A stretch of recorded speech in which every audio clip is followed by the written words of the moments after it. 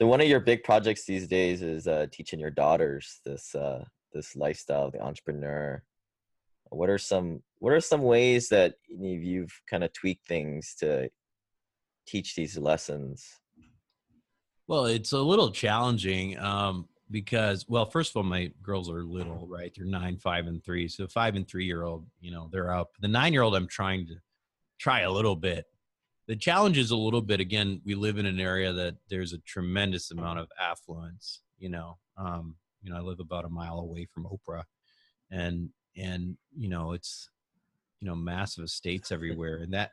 And it just completely warps their sense of, Right. Because reality. one of the ingredients into this whole mess is you need have a pain point, you have a need for money. Yeah, I mean, it's capitalism, right? exactly. Yeah. So I think what you do is, first of all, I can't say that I've gotten to the point where I really know how to crack that nut, but I can tell you that what I'd like to do with my daughter is, for me, I was talking to George Newberry about this, and George and I are very, very similar in mindset. And he's kind of a, raging entrepreneur, and I am too. And when we talk about money, we see it very similarly. George said something that resonated with me. He said, with entrepreneurship, yeah, I've made a lot of money, but I always kind of look at money as a way of keeping score. And that's exactly how I look at it. So, what's more addictive than, a game, right? What's more addictive than that? Your little dopamine hits. And that's effectively what I do. So with my oldest daughter, I think she's a lot like me. And I think that that's what I'm going to try to do is I'm going to try to create this sort of an environment of, games, right? Like, how can we make money? Let's try to make some money. And so I think I might try to do some projects with her. For example, I'm looking at potentially doing something like Amazon book arbitrage. Like Amazon will buy back books immediately after you buy them at a lower cost and automate that. Things like that, where I can actually, instead of giving her an allowance, I was thinking about giving her business loans. Or if she wanted to sell something online or something like that, instead of giving her money, giving her things to sell. I think there's lots of ways to do it.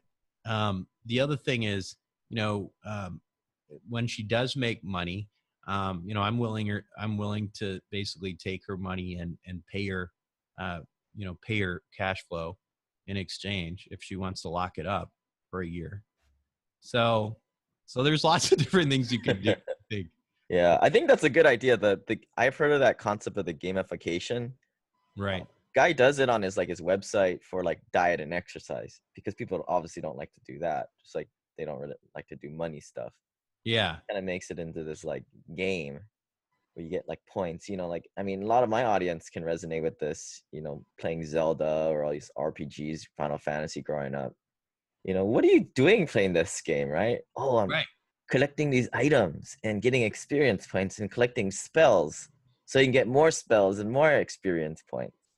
Well, yeah. And so to me, like, honestly, business and doing entrepreneurial stuff, that's what it is. I mean, it's total dopamine hits. That's all it is.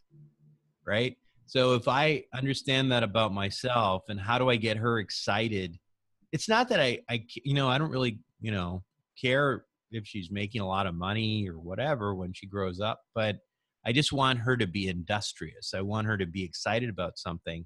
So I think planting some of these seeds of like, you know, creating your own business or, you know, understanding how you can make money and doing it yourself and seeing those as victories, I think is powerful. I mean, because otherwise, if all they have is it's so, they've got everything they want.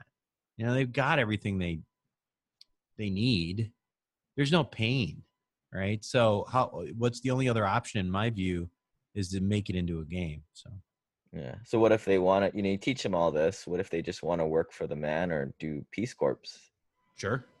I mean, actually, personally, I, I just want them to be happy.